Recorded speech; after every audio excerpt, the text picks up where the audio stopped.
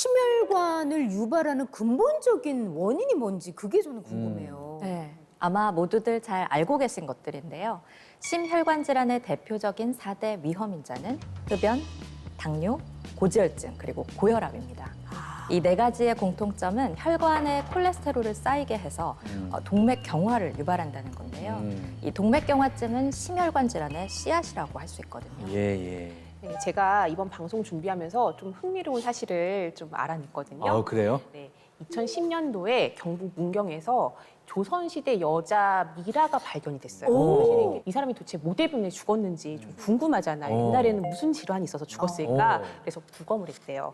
그랬더니 그 원인이 놀랍게도 동맥경화증에 의한 심혈관 질환으로 밝혀졌어요. 그러니까 사실은 조선시대에도 이 심내혈관 질환이 우리를 계속 조선시대부터 이렇게 끊임없이 괴롭혔던 시대를 불문하는 질환이라는 걸 알 수가 있는 거죠. 그러네요. 좀 신기하긴 하다, 그죠? 그러네요. 여성의 미라에서 여성이 미라에서 조선시대에 예, 동맥경화. 동맥경화증에 의한 사망. 네, 실제로 이 환자 수를 보면 남자분들이 더 많은데요. 심근경색 성병 환자 수를 확인해 보면요. 남성이 76.5%, 여성은 23.5%로 남성에게서 이렇게 압도적으로 많이 발생하는 게 맞습니다. 그런데 좀 신기한 거는요. 사망자 수가 이상해요. 남성은 15,958명인데요. 여성은 16,389명으로 오히려 더 많아. 여성의 많네요? 사망자 수가 더 많다는 거죠. 이게 웬일이에요? 네, 실제로 독일에서 급성 심근경색 환자 3,840명을 대상으로 이 사망 위험을 분석해 봤는데요.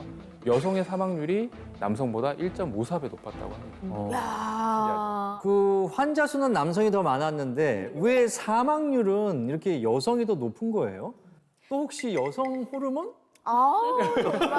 선생님 대답을 듣고 싶지가 않아요. 왠지.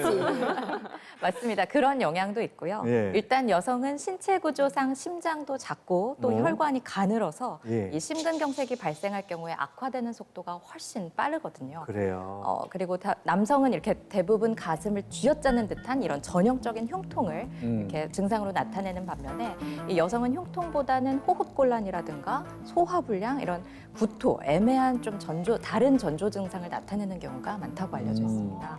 그래서 병원에 늦게 가는 경우가 많다 보니까 자연스레 사망률도 좀 올라가는 거죠.